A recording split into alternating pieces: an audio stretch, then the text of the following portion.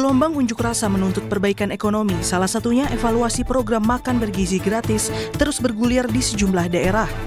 Kelompok mahasiswa yang tergabung dalam Pergerakan Mahasiswa Muslim Indonesia (PMMI) menyuarakan tuntutan itu di depan gedung DPR MPR, Jakarta, Senin lalu. Di Denpasar, mahasiswa dari sejumlah perguruan tinggi di Bali mendesak evaluasi total program MBG dan menurunkan harga BBM jenis Pertamax. Mahasiswa di Bali juga mengkritisi komunikasi publik pemerintah yang belum mampu mendengar dan mengakomodasi berbagai aspirasi masyarakat. Kelompok mahasiswa Jawa Tengah yang tergabung dalam Pergerakan Mahasiswa Islam Indonesia juga meminta pemerintah mengevaluasi program MBG dan menolak reformasi Polri di kantor Polda Jawa Tengah.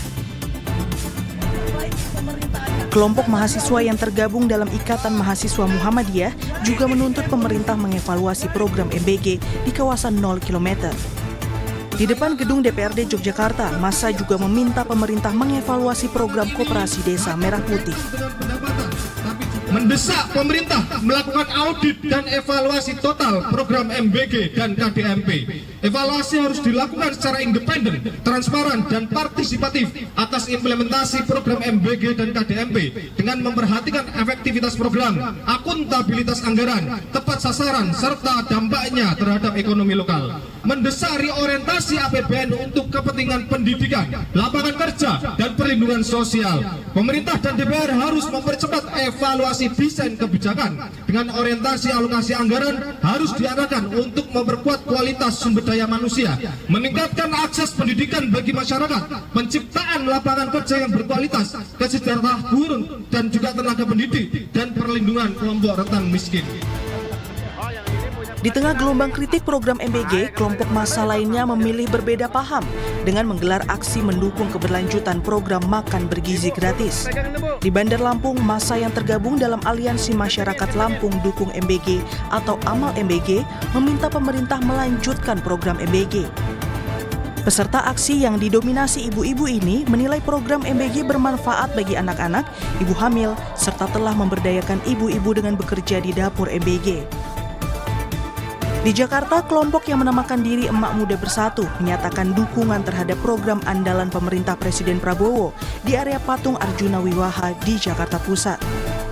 Ketua Emak Muda Bersatu yang juga merupakan Ketua DPD Partai Gerindra Provinsi Papua Barat Daya, Oktasari Sabil menyatakan para emak-emak menilai program MBG sudah memberikan manfaat langsung bagi masyarakat, sehingga program ini tak perlu dihentikan.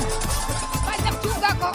Jadi jangan terlalu memojokin kebanyakan itu, karena hari ini banyak juga yang mendukung MBG, sehingga kami memiliki 8 tuntutan: percepatan pengesahan Undang-Undang Makan Bergizi gratis, mempercepat pengesahan Undang-Undang Perampasan Aset Korupsi, dukungan terhadap Koperasi Merah Putih, lalu dukungan terhadap program Sekolah Rakyat.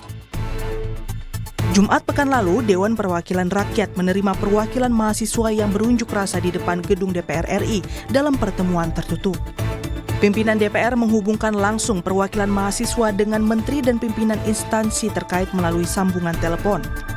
Usai pertemuan, Wakil Ketua DPR RI Sufmi Dasko Ahmad dan Saan Mustafa berjanji akan menindaklanjuti aspirasi mahasiswa di depan gedung DPR Jumat malam.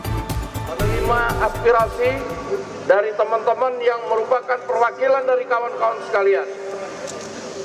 Beberapa aspirasi telah kami langsung sampaikan per telepon tadi kepada pihak eksekutif, baik Menteri SDN maupun Kepala BGN, dan didengarkan langsung aspirasi tersebut disampaikan oleh kami kepada mereka. Dan tadi beberapa aspirasi yang ditujukan kepada Dewan Perwakilan Rakyat kami juga sudah sampaikan, dan insya Allah kita akan lanjutkan dan kita akan tindak lanjuti. Badan Gizi Nasional menyatakan telah menjalankan sejumlah langkah efisiensi anggaran.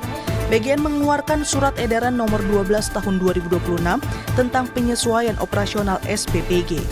BGN menghentikan sementara distribusi MBG selama libur sekolah.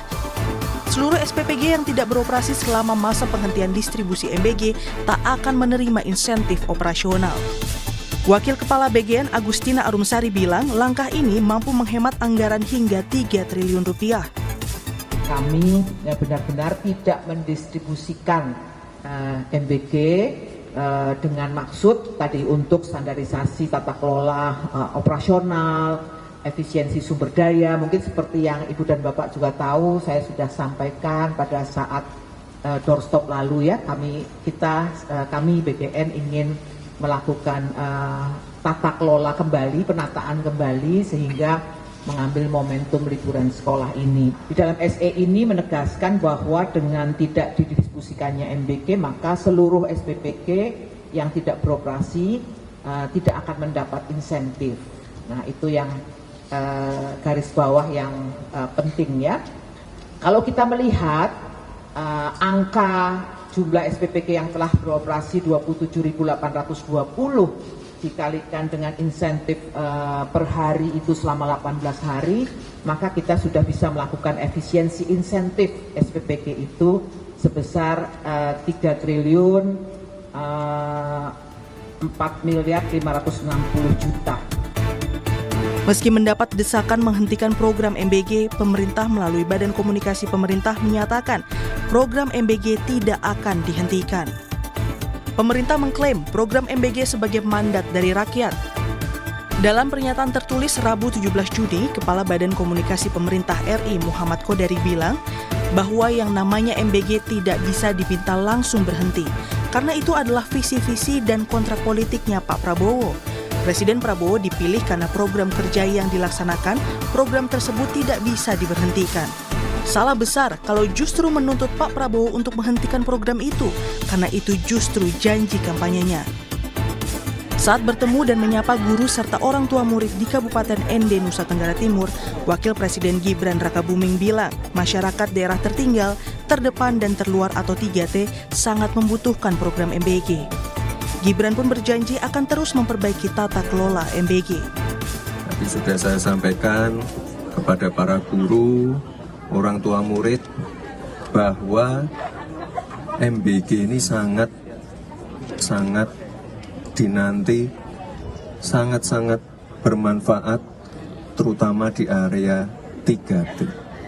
Jadi sekali lagi teman-teman media, ke depan akan terus kita perbaiki agar lebih tepat sasaran dan yang namanya praktek-praktek korupsi agar tidak terjadi lagi. Direktur Kebijakan Publik Selios Media Wahyudi Askar menilai pemerintah tak mendengarkan suara masyarakat sipil yang telah mengungkap berbagai studi terkait risiko tata kelola MBG. Sejak 2 tahun lalu, Selios pun telah memperingatkan pemerintah terkait risiko keracunan MBG. Selios pun telah menyampaikan kepada pemerintah anggaran MBG yang tak efisien mencapai 1,7 triliun rupiah per minggu. Menurut hemat saya, pemerintah tidak mendengar. Apanya? They don't listen. Di mananya? Bagian mana yang Anda? Ini sudah 1,5 tahun. Kerusakan sudah terjadi, lumbung sudah terbakar, korupsi sudah terjadi. Bahkan kalau bisa flashback ke belakang, 6 bulan sebelum MBG ini dilakukan, kami sudah mengumpulkan data. Sudah mengeluarkan studi. Tahun 2024 sebelum MBG ini berjalan, kami sudah sampaikan 46% masyarakat mengendus ada potensi korupsi. Tahun 2024 kami juga sudah sampaikan, jangan bikin vendor-vendor besar. Serahkan ke sekolah, serahkan ke komunitas UMKM lokal. Tahun 2024 kami juga sudah sampaikan potensi korupsinya dari mana saja. Di SPPG itu di mana saja, mulai dari pengadaan, penyalahgunaan pengawasan. Tahun 2024 kami bahkan juga sudah sampaikan ada potensi keracunan. Bahkan yang sekarang kalau kita lihat inefisiensi itu 1,75 triliun per minggu. Terkait efisiensi, juru bicara Partai Gerindra Andre Rosiade memastikan pemerintah akan lebih menyeleksi penerima program MBG dan bekerja sama dengan UMKM untuk menghindari monopoli. Depan bahwa sekolah-sekolah elit dan siswa kaya itu ditiadakan untuk mendapatkan MBG. Penerimanya dikurangi, ya. Lalu selanjutnya refocusing anggaran ini, ya kita tidak akan paksakan MBG tidak dipaksakan untuk sampai hampir 90 juta di akhir 2026. Tapi akan lebih fokus mengejar 3B untuk mengurangi stunting dan juga daerah 3T. Kita bisa bekerja sama dengan BUMN, swasta yang ingin menyumbang, juga kita juga bisa bekerja sama dengan kantin-kantin sekolah itu karena penerima manfaatnya hanya sedikit.